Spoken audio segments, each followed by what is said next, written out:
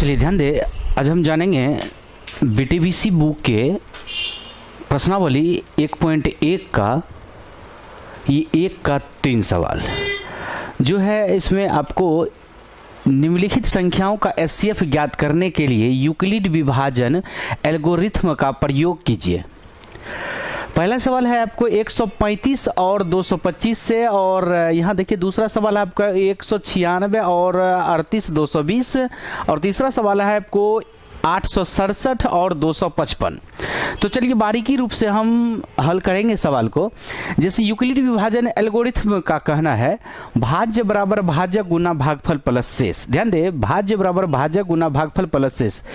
तो यूक्लिड विभाजन एल्गोरिथ्म से भाज्य बराबर भाजक गुना भागफल प्लस शेष।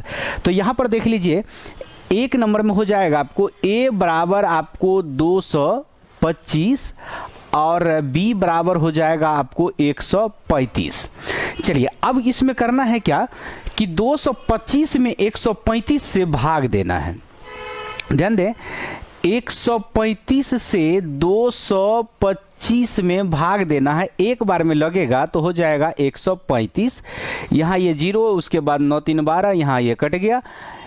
तो यहाँ देख लीजिए ध्यान से, 135 उतारेंगे, फिर से एक बार में लगाएंगे 90, यहाँ पर हो जाएगा 5, यहाँ पर हो जाएगा 4, 45 हुआ। अब देखिए ध्यान से, यहाँ पर हो जाएगा 90, तो 45 दूना 90, यहाँ हो जाएगा 90, ये कट गया, ये कट गया। तो इसी को हम भाषा में लिखेंगे, तो कैसे लिखेंगे उस चीज़ को हम देखेंगे पहले। तो पहला चरण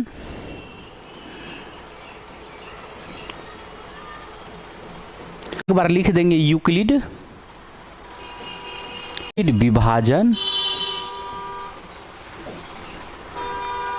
विभाजन एल्गोरिथ्म से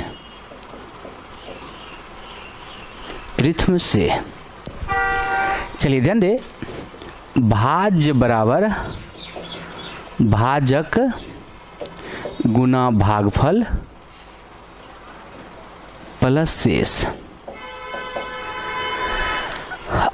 अब है आपको यहाँ पर 225 बराबर हो जाएगा 135 गुना 1 प्लस 90 शेष नॉट इक्वल टू 0। शेष 0 के बराबर नहीं हुआ। चलिए दूसरा चरण,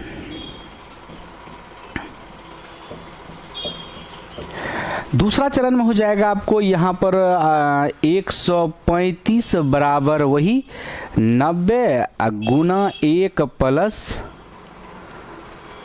45, तो शेष नॉट इक्वल टू 0। तीसरा चरण,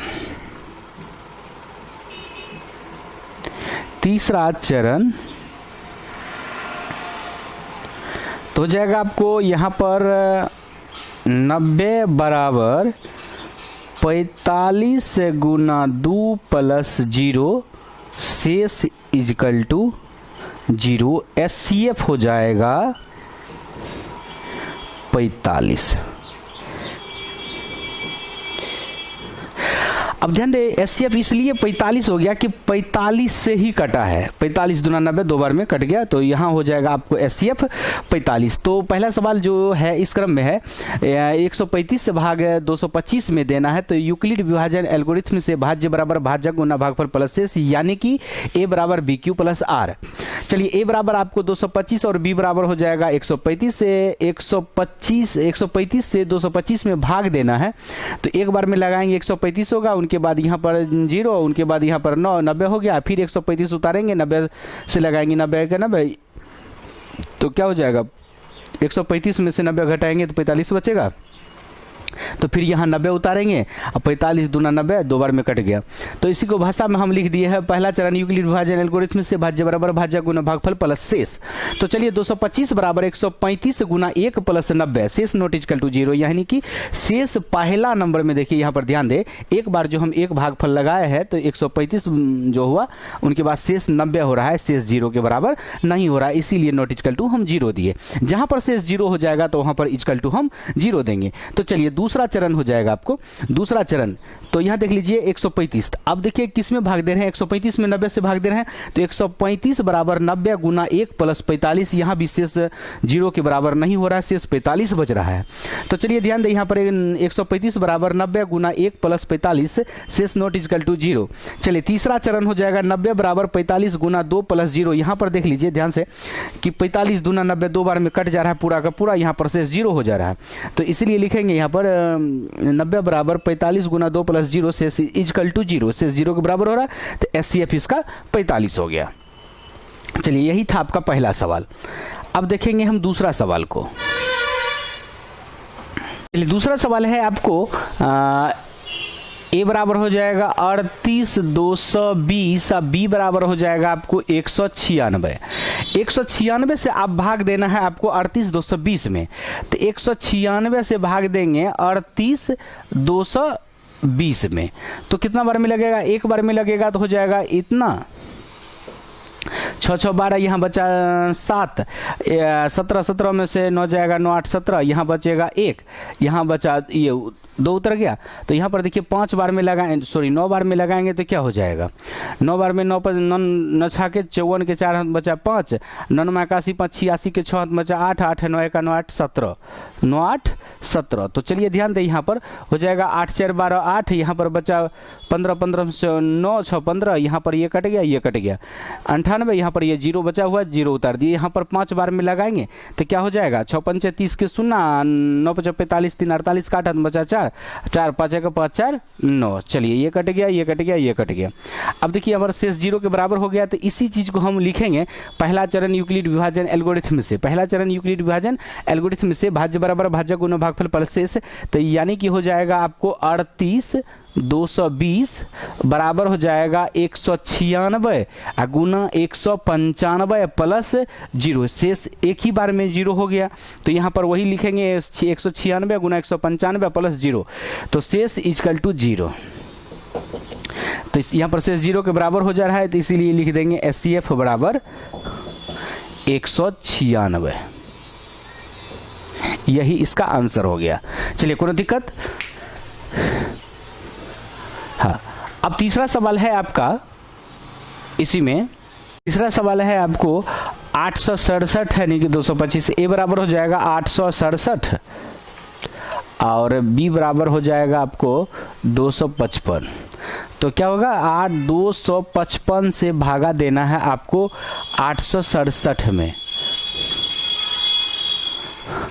तो यहाँ पर देख लीजिए ध्यान से, 3 बार में लगाएंगे तो क्या हो जाएगा, 3 5 15 के 5, 3 5 15 1 16 के 6, 3 2 6 1 7, 865 765। तो चलिए 5 2 7 यहाँ पर हो गया। उनके बाद 3 5 15 1 16, 3 2 6 1 7, तो हो जाएगा आपको 102। तो फिर यहाँ पर उतारेंगे आपको 255, ये हो जाएगा आपको 100, ये 2 बार में लगेगा तो 204। तो क्या हो जाएगा, 1 यहाँ पर 5, यहाँ पर हो जाएगा, ये कट गया। उनके बाद फिर उतारेंगे, यहाँ पर 102 हो जाएगा। तो क्या हो जाएगा, 151 दूना 102, 2 हो जाएगा, तो 51 दूना 102। तो ये कट गया, ये कट गया, ये कट गया। तो चलिए इसमें भी वही बातें लिखेंगे। पहला चरण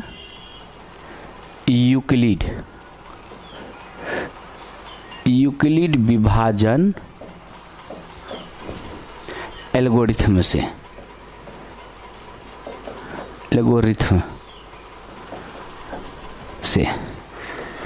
भाज्य बराबर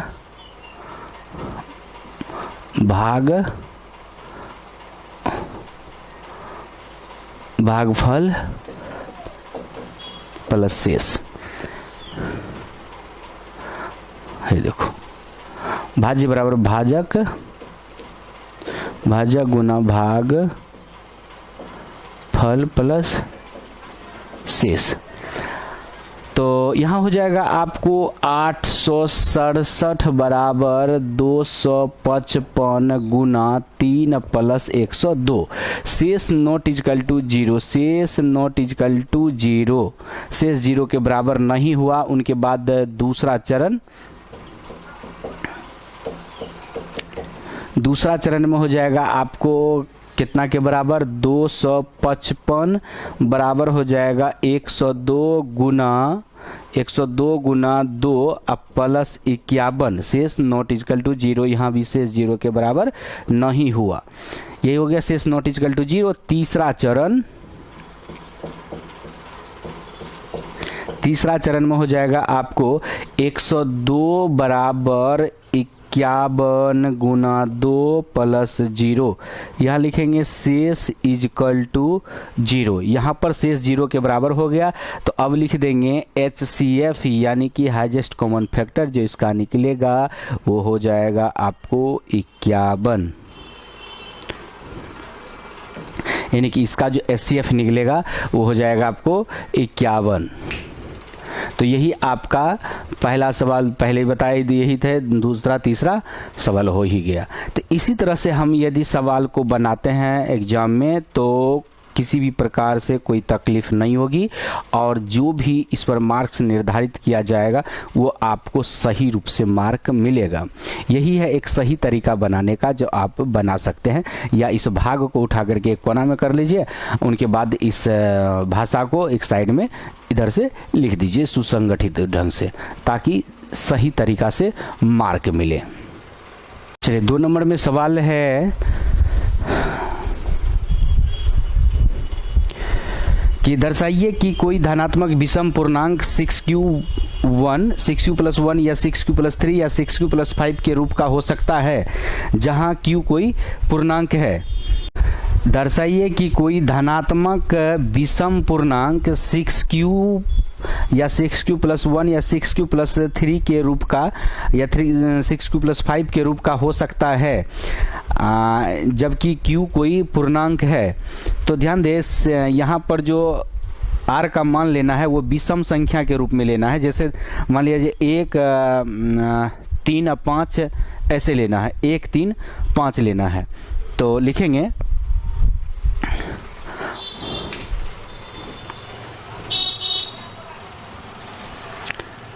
माना कि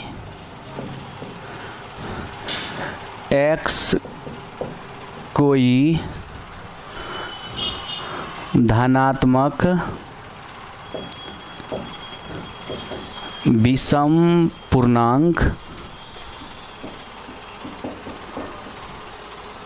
पूर्णांक है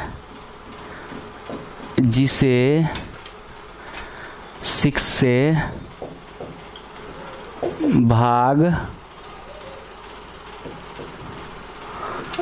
देने पर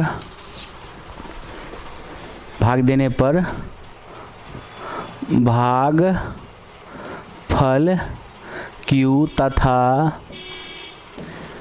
शेष फल r प्राप्त हो। तो यूक्लिड विभाजन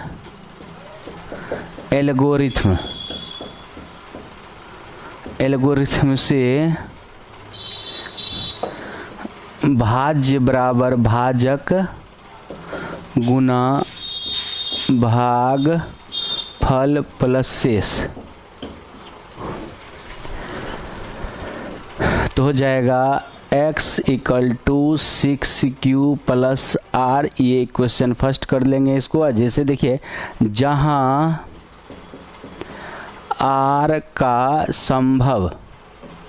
संभव मान, तो यहाँ पर जो लेंगे, अब कह रहा है कि x कोई धनात्मक विषम पूर्णांक, तो विषम पूर्णांक ही लेना है। जैसे 1, 3 और 5 ले लिए, r का संभव मान 1, 3, 5 लेने पर जहाँ का संभव मान 1, 3, 5 हो। चलिए अब है आपको स्थिति प्रथम या केस फर्स्ट या पहला चरण भी लिख सकते, कुछ भी लिख सकते हैं। तो हम लिख देंगे केस फर्स्ट, r बराबर 1 लेने पर तो क्या हो जाएगा, x equal to 6q plus 1, तो यही रह जाएगा 6q प्लस 1 ही रह जाएगा। चलिए केस सेकेंड, तो क्या हो जाएगा, r बराबर 3 लेने पर तो x इक्वल टू हो जाएगा 6q प्लस 3, यानी कि 6q प्लस 3 ये रह जाएगा। उनके बाद केस थर्ड, r बराबर 5 लेने पर तो क्या हो जाएगा, x equal to 6q plus 5, तो इतना ही रह जाएगा, 6q प्लस 5 के ही रूप में रह जाएगा। तो लिखेंगे हाँ 6q plus 1 comma 6q plus 3 comma 6q plus 5 के रूप का हो सकता है। तो चलिए ध्यान दें यहाँ पर, ये जो आपको 2 नंबर में सवाल है ये अलग तरीका से बनता है। तो जैसे ये आपने देखे अभी, तो माना कि x कोई धनात्मक विषम पूर्णांक है जिसे 6 से भाग देने पर भागफल q तथा शेषफल r प्राप्त हो। तो यूक्लिड विभाजन एल्गोरिथम से भाज्य बराबर भाजक गुना भागफल प्लस शेष। तो यहाँ देखिए ध्यान से, जहां r का संभव मान जो ये लिया गया है विषम पूर्णांक, ध्यान दे विषम पूर्णांक है, तो यहाँ पर 0 नहीं लेकर के 1, 3, 5 लिए है, विषम धनात्मक पूर्णांक है। तो समीकरण के रूप में पहला जो ये आपको भाज्य बराबर भाजक गुना भागफल प्लस शेष जो लिखना है, तो इसको हमने समीकरण के रूप में लिख लिया, x इक्वल टू हो जाएगा 6q प्लस r। ये आपको केस हो गया, यानी कि समीकरण पहला हो गया जिसमें कि r का मान रखना है। तो चलिए केस फर्स्ट में r बराबर 1 लेने पर, केस फर्स्ट में r बराबर 1 लेने पर तो हो जाएगा 6q प्लस 1, r की जगह पर 1 दिए तो 6q प्लस, यानी कि वही रह जाएगा 6q प्लस 1 ही रह जाएगा, कोई इसमें जोड़ घटाव नहीं होगा। चलिए उनके बाद r केस सेकेंड हो जाएगा आपको r बराबर 3 लेने पर, तो x बराबर हो जाएगा 6q प्लस 3, यानी कि 6q प्लस 3 के ही रूप में रह जाएगा। चलिए अगला सवाल है आपको यहाँ पर, सॉरी इसी में तीसरा केस है, r बराबर 5 लेने पर तो x बराबर 6q प्लस 5, यानी कि 6q प्लस 5 के ही रूप में रह जाएगा। तो लिखेंगे हाँ 6q प्लस 1 या 6q प्लस 3 या 6q प्लस 5 के रूप का हो सकता है, यही आपका आंसर होगा। चलिए ये जो आप देख रहे हैं नीचा में, यही आपका बुक में दिया हुआ होगा।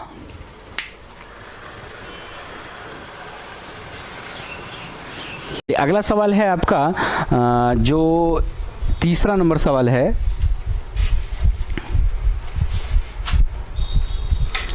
वह किसी परेड में 616 सदस्यों वाली एक सेना आर्मी की टुकड़ी को 32 सदस्यों वाले आर्मी बैंड के पीछे मार्च करना है। तो समूहों को समान संख्या वाले स्तंभों में मार्च करना है। उन स्तंभों की अधिकतम संख्या क्या है जिसमें वे मार्च कर सकते हैं। ध्यान दे, मतलब सभी एक परेड में जा सकते हैं। कितने परेडों की संख्या होंगे, जो 616 आर्मी जो है वो सभी ग्रुपों में बट करके जा सकते हैं। तो एकदम निकालेंगे इसी चीज को। तो चलिए, तो पहले क्या करेंगे, यहाँ पर आपको तीसरा नंबर सवाल हो जाएगा। तीसरा नंबर में है आपको 32 से भाग देना है 616 में। तो पहले a बराबर हो जाएगा 616 और b बराबर हो जाएगा 32। तो चलिए 32 से 616 में भाग देना है। तो पहले एक नंबर में भी सवाल इसी तरह से बताए थे। तो चलिए ध्यान दें, तो यहाँ पर एक बार लगाएंगे तो हो जाएगा क्या 32, यहाँ एक बचा 9 2 11, यहाँ 5 में से 3 गया 2, यहाँ